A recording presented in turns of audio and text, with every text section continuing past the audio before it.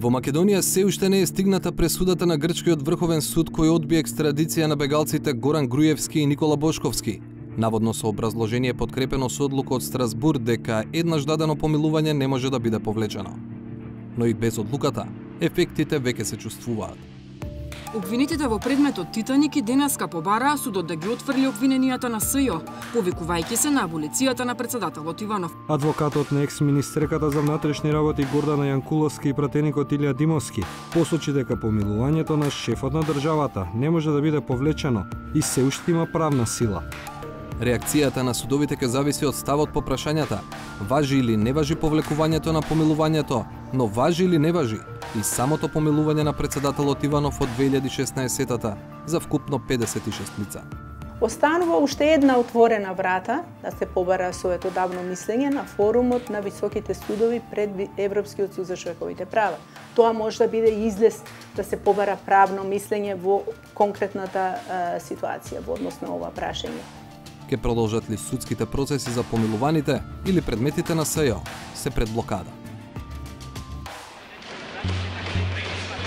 Оваа снимка од словачкиот парламент од 1996 година. На неја е прикажан протест на опозицијските пратеници, додека на говорницата е лицето чие име деновиве актуелно во Македонија – Иван Лекса.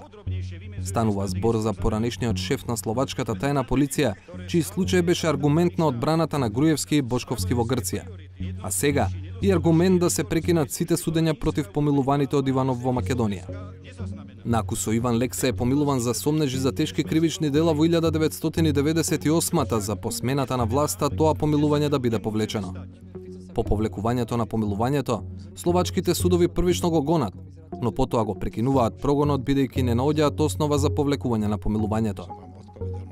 Подоцна Лекса поведува и добива случај во Страсбур за тоа што воопшто бил гонет во одреден период по првичното помилување.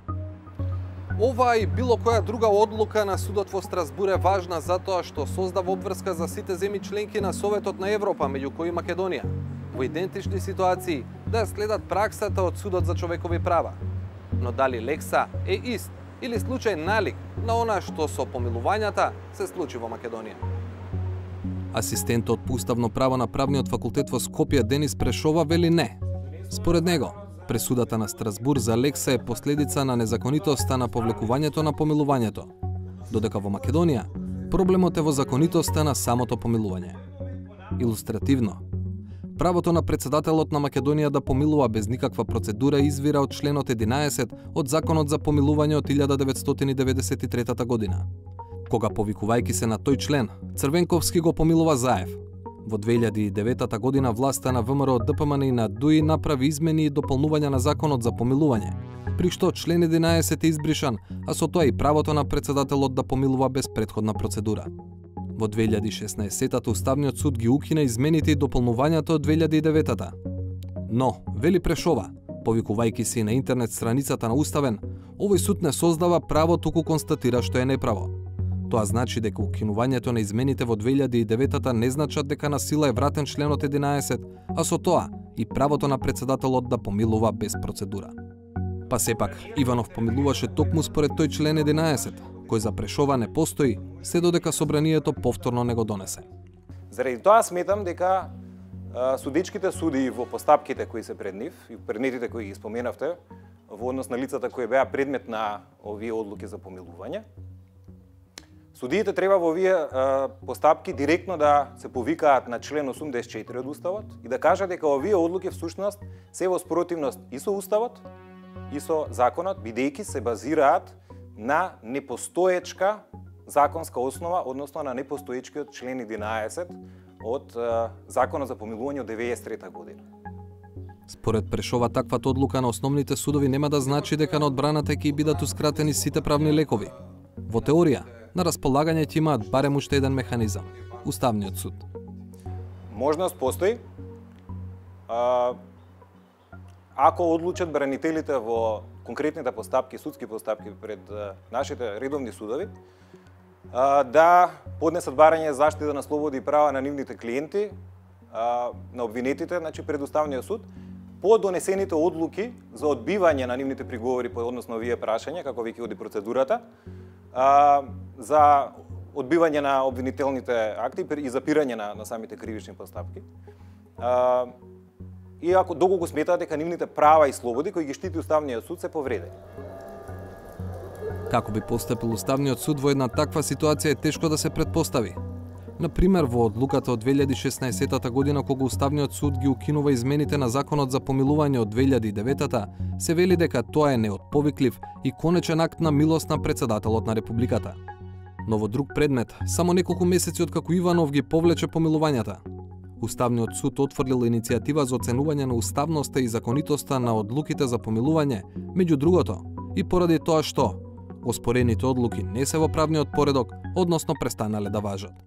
Одговор на прашањето дали предметите против помилуваните од Иванов треба да продолжат или да се прекинат, може да даде и судот во Страсбур.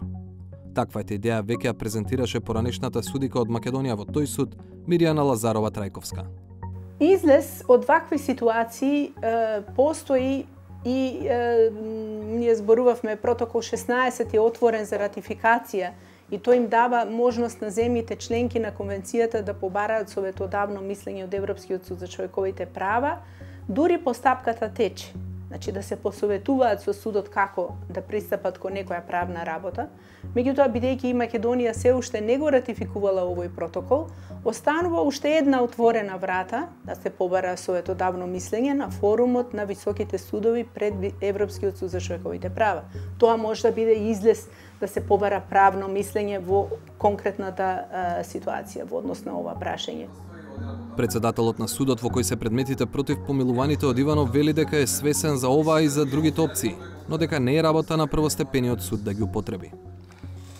Јас пред некој време веќе кажав дека за тоа прашање ќе треба веројатно некој друг да побара одговор, а одлуките на повисоките органи, второстепениот суд, Врховниот суд или Уставниот суд, Основниот суд ќе ги почитува дословца. Сметам дека не е надлежност на овој суд во овој момент да иницира некоја таква постапка. Затоа, како судот ќе се постави кон помилувањата, Џоле вели ќе зависи од секој судија поединечно. Надлежност за одлучување за вакво прашање, дали постапката треба да продолжи по однос обвинетите или не, има единствено имаат македонските судови, нели, и на тоа прашање единствено, значи, тие треба да дадат одговор. Кој одговорот е, вие сте председател на судот каде што се сите предмети во моментов, односно скоро сите? Некој веќе се на пат кон апелација. Јас, значи, на сам почеток се оградив дека ова не е став на кривичниот суд, туку мој личен став. За тоа, дали постапката треба да продолжи или не, апсолутно право да одлучуваат имаат судечките совети, а потоа по жалба, нели, и повисоките органи во судот. Но на прашањето на 360 степени, председателот на Скопскиот кривичен суд сепак го сподели личниот став. Еден судија, доколку донесе пресуда без да отвори доказна постапка, таа пресуда веднаш ќе биде укината од повисоката инстанца. Доколку некаква си аболиција или помилување биде донесена без соодветна постапка, а таква постои, и доколку истата не е заснована на закон, на член, на одредба, во тој случај вие одговорете ми дали таа има тежина или нема тежина, односно дали произведува правна сила. На крај сепак судбината на предметите против лицата аболирани од Иванов е во рацете на судиите кои ги судат тие предмети. Тие се под дополнителен притисок кога станува збор за одлуки од Страсбур, бидејќи со последните законски измени судија може да биде разрешен ако не ја следи праксата на овој Европски суд. Но какви и да се одлуките на судиите, ќе има незадоволни. Вината повторно ќе биде лоцирана кај судот, иако проблемот е создаден на друго место. Сушност, ова е уште еден пример како нерасчистени прашања, уставно-правни пред се, создаваат последици дури на краток, не само на среден рок.